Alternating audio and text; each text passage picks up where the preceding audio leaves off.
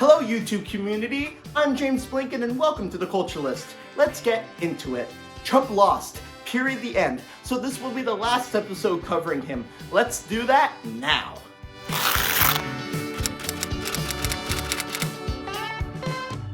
Welcome to season 2 of the Culturalist. It's going to be a little different. Like, look at our set, it's nice. And should be a lot of fun, so I hope you enjoy it. Now, someone who I do not enjoy is Donald Trump.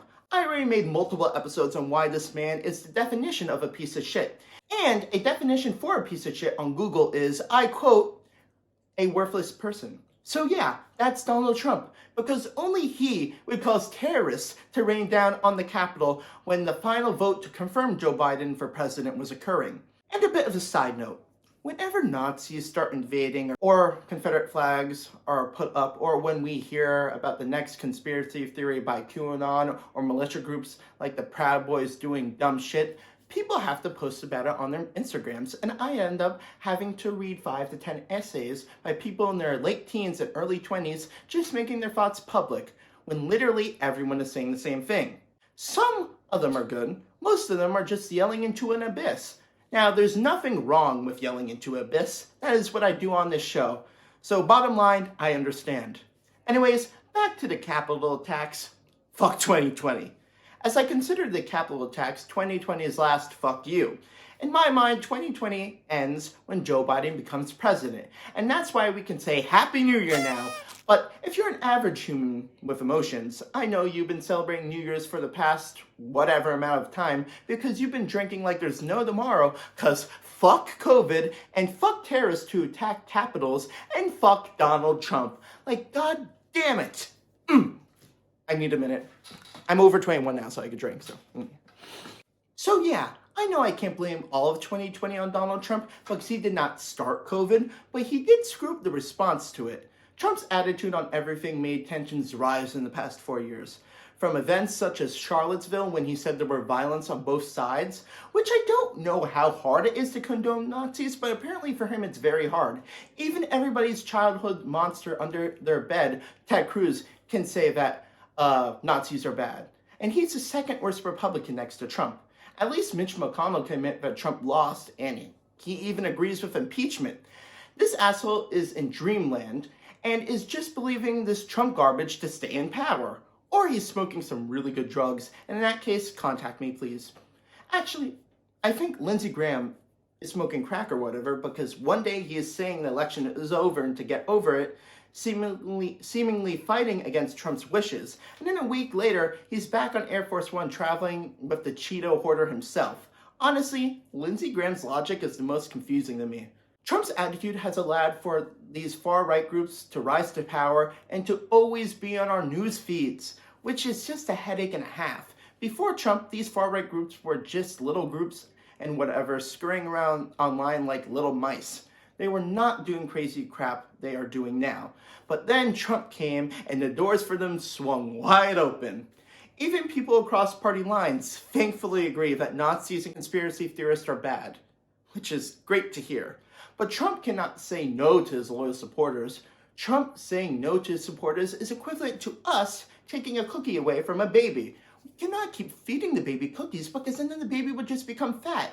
But Trump wants the baby to be fat because he would feel less alone. Did that work? Yes. Did it screw up the country? 100%. Trump can't say no to people who support him, terrorists or not. But after the events of the Capitol and that failed coup that was caused by terrorists, and by the way, they are terrorists, they should not be called protesters, they are terrorists. However, the age of Trump is now over, and we should be relieved that we survived. Joe Biden is now the president, and we can rest a little easier knowing that he will at least try to fix things. And now, before we go, a final message from that Cheeto hoarder. Hello, my fellow Americans. It's me, that guy who loves you even if you're a terrorist. Donald J. Trump, and the J stands for huge. Like I always said, be white and violent. I'm fine with that. Just nothing else at all. Because if you're not white and violent, you probably like the other guy, Joe Biden, who is now the next president. I know my reign as dictator-in-chief is over, but hey, I'm still former president, and if you take the former out, I'm still the president. So I'm the president now. But it was a wild ride with some great moments. Now allow me to present you one last thing. Enjoy. And now the end is near, and so I face the final curtain. My friend, I'll say it clear, yeah. I'll state my case, of which I am certain. I've lived a life that's full. I traveled each and every highway, and more, much more than this, I did it my way. Regrets, I've had a few, but then again, few to mention, way too few, yeah. I did what I had to do and saw it through without exemption.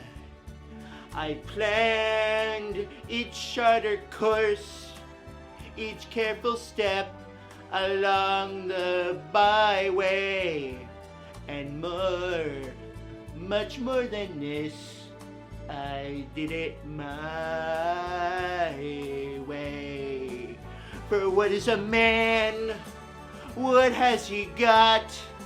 If not himself, then he has not to say the things he truly feels, and not the words of one who kneels. The record shows I took the blows and did it my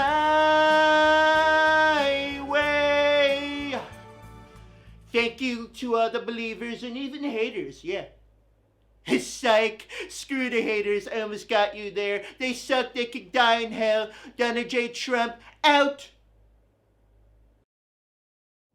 What the hell? Trump is really the worst. Let's do a final list on why I hate Trump.